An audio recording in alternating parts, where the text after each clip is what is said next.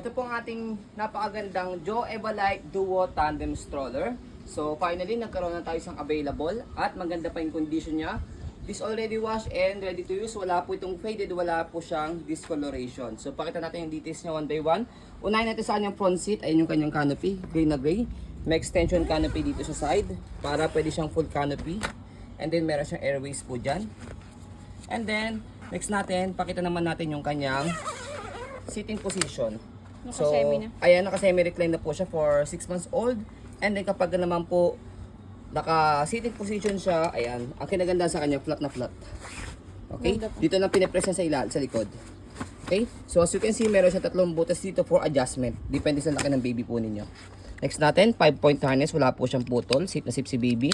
Meron siyang front handle. Press lang po din daw both sides, slide up. Paglalagay, tatanggalin si baby.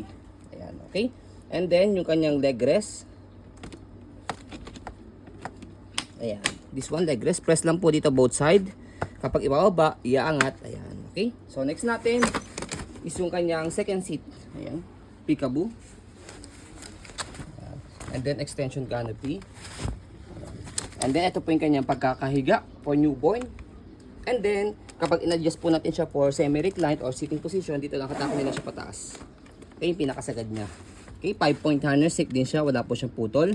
And then, meron siyang handle dito. So, bihira po kami na magkaroon ng ganitong stocks na merong handle dito sa likod. Okay?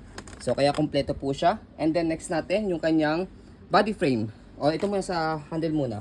Sa handle niya, wala naman siyang tear. Ayan, ang ganda. Okay? Body frame niya. So, ayan, makinis pa po siya. So, sa maselang seller, pwede po ito sa mga masiselang mga buyers. So, yung gulong niya, okay na okay din po siya. Stopper. All goods. Okay? So, sa harapan, pakita mo yung kanyang gulong sa harapan, pati yung kanyang footrest.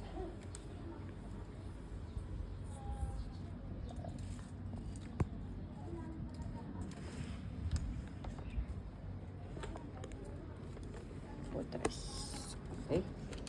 And then, yung kanyang kabilang side ng body frame. Left side. And then, pati yung gulong po niya. Tapos yung basket niya malaki, marami kayong pwedeng mailagay. Ayan. Okay? So bago natin siya i-fold, syempre, test muna natin, stroll muna natin siya to make it sure na wala siyang problem sa kanya mechanism. Ayan. Smooth na smooth. Okay? So ayan. So next natin sa pag-fold po sa kanya, pwede siya i-stopper muna. Fold canopy. And then yung harapan, fold din siya. And then move nyo lang po yung canopy pa harapan. Okay? So, bakit natin siya i-move pa harapan? Slide press yung kanyang handle. Kasi kapag hindi nyo siya i-slide, nakalock siya. Slide press, tapos hawak lang kayo dito sa front handle niya. Compress nyo po siya. So, ayan. Kaya natin pinold yung kanyang canopy pa harapan para hindi po siya sumabit dito. Tapos, may automatic lock siya sa gilid. Ayan. Okay? So, can stand alone siya. Ayan. So, ayan. Basta can stand alone dyan. Okay, so yan po siya kapag naka-fold. Tapos kapag inopen siya, tatanggalin niyo lang po sa pinaka-lock sa gilid. Yan, tapos bubukan niyo lang siyang ganyan. Yan. So that's it. So wala naman po siyang ka-hassle i-open saka i-fold. So ayan po, so you can see very details po kami. Sa ayan po pag video kasi amin siya policy, no refund, no exchange. What you see is what you get. So ayan po, maraming salamat. Have a nice day and God bless po.